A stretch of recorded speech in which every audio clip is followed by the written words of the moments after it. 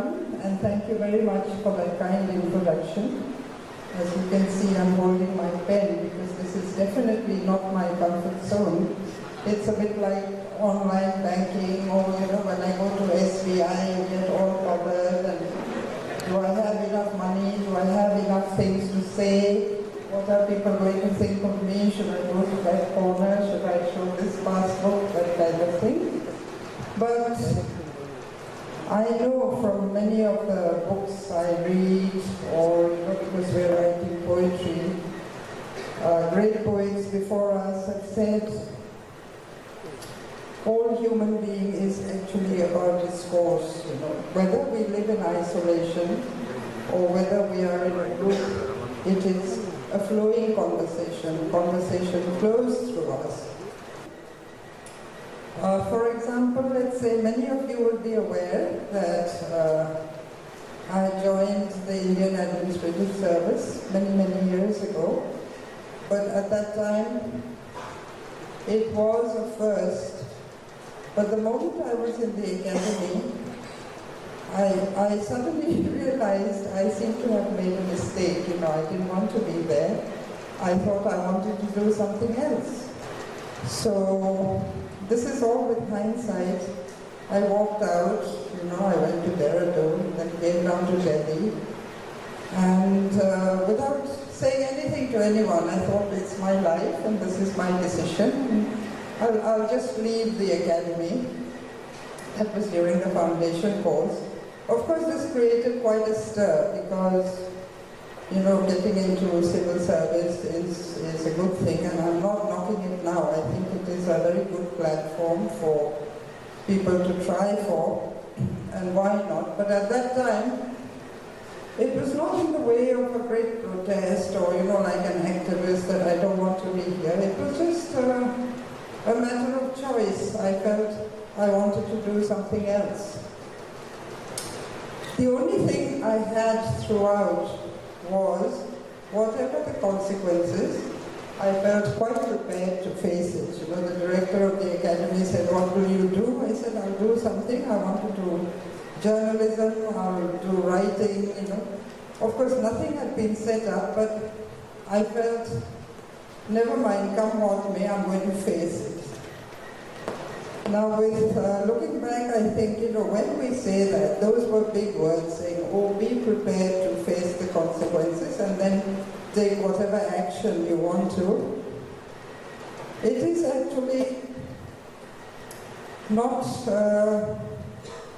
the big events that shape you.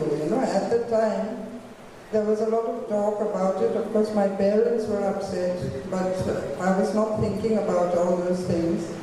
And at the same time, a story grows around it. You say, wow, she left the IAS, and then many people are leaving the civil service, and you have the guts to do that.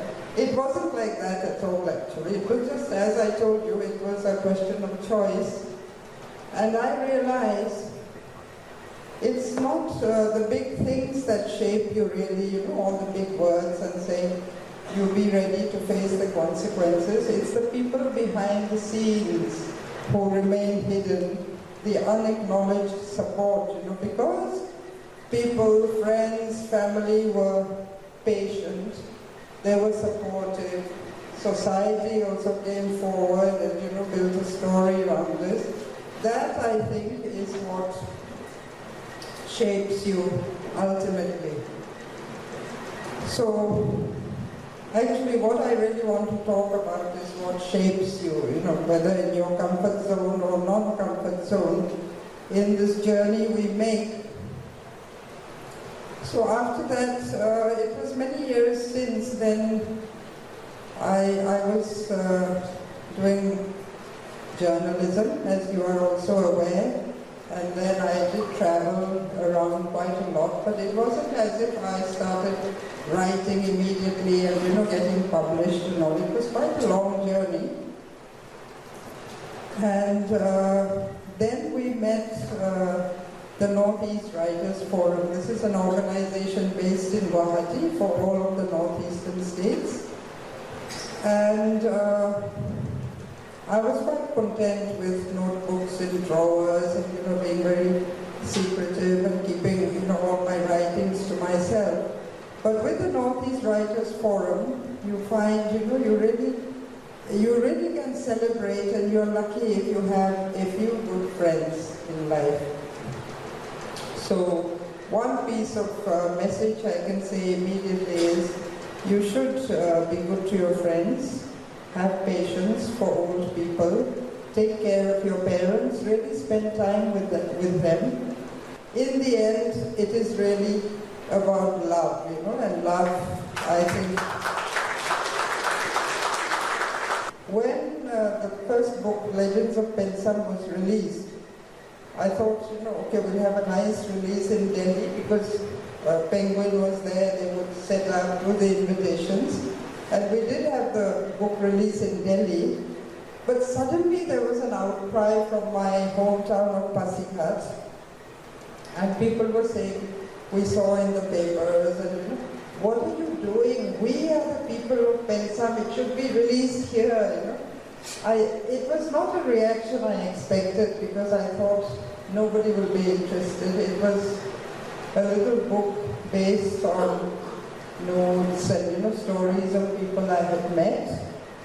I used to always think about a small library, and there would be a lot of books and dusty bookshelves, and I'd be looking like I was a librarian. And but I would never find a book nor a map of where I came from. So that's how the start of Legends of Pensam was born.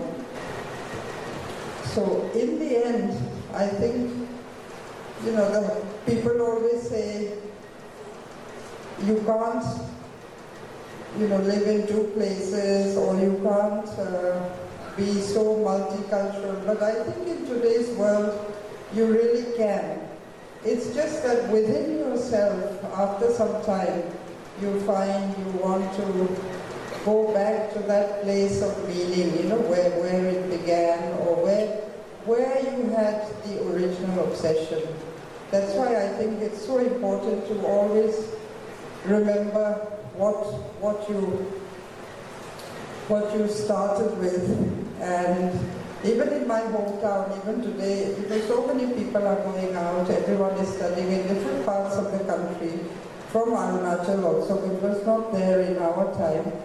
This is not to say that you should not go out. I think everything that is worthwhile is not easy, it doesn't come easy. But in today's world, with so much digital information at your fingertips, it's easy to be at home and also know what is going around you, to keep up with all the scientific discoveries, medicine, what is being written, undergraduate programs here and there, or what is happening in China, that kind of thing. But I think it is also important to go out and meet people, but do this with keeping your independent thinking, I think. I think that is the most important for all the young person here. You have to allow for mystery, I think.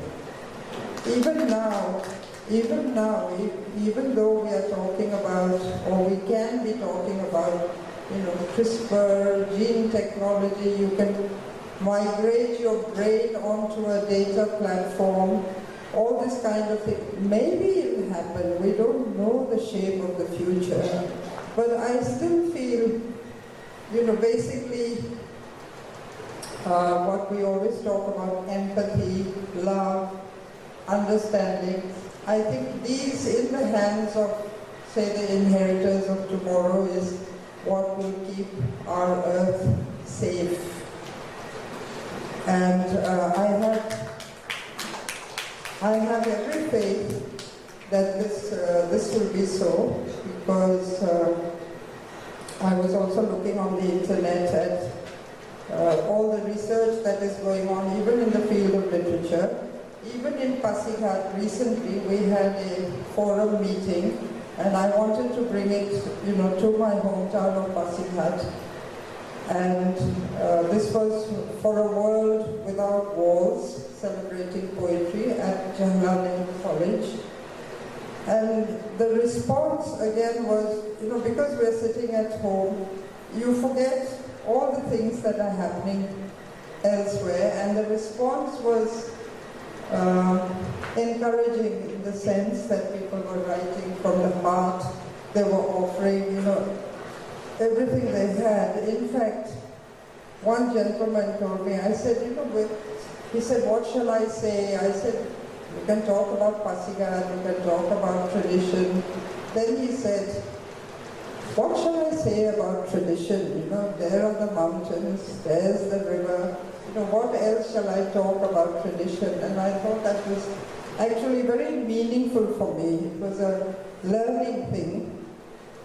So this, in the end, I think is, I can't remember any good quotes and all, but I think, when we have conflict or when we lose faith sometimes, it's all right to say, be brave, go out, the unexamined life is not worth living, find out things, but obviously you will have so many setbacks. You will have tragedy that you think has happened only to you. There will be depths of despair, darkness. But through all that, I think, if you can, I'm thinking again of these conversations in the night and discourse by Jalaluddin Rumi. He says, sometimes you even forget what love is, And he has these terrific lines that says, rub your eyes and look again with love at love. And this is, like being able to see in the dark. After all, what is vision? It is like having a little light in the darkness, and that light ultimately comes from within yourself. So I think the main message would be never to despair, to always to allow for mystery, because I think that itself is the secret of evolution. No matter how much we advance, there's always that little pocket, there's always that little bit of nature, life, hidden worlds lurking here and there, which will suddenly pop up and say, hey, you never factored this into your argument, or you never factored this into your discovery. That reminds me, the other day we were having a wake. Someone had died in the family, so everyone stays awake. People were leaving very late. And we were talking about preparations, and someone said, but you can't cut wood at night, So we said, okay, we'll do it tomorrow. But then he came out with a little nugget. He said, only the bamboo, because the bamboo never sleeps. I said, oh really, why is that? And he said, the bamboo doesn't sleep because he knows man will need bamboo, any time of day and night, and offers himself, you can cut bamboo. I thought that was a wonderful story. There's I don't know, it's a whole philosophy for life, for sustenance, for living with some grace and patience. So these are all kind of relearning. You still have a long way to go. Now you're just on the threshold of finding things out. And in all that, even though you're brave, you know things, you excel in class, you should also always leave a little room for doubt. You don't know what cards life is going to throw at you, so keep that margin, be prepared. That actually is the real way to prepare to face for consequences. Just be ready that anything can happen. And again, to quote Rumi, I will say, pale sunlight, pale the wall, love moves away, the light changes. I need more grace than I thought. Thank you all very much. you.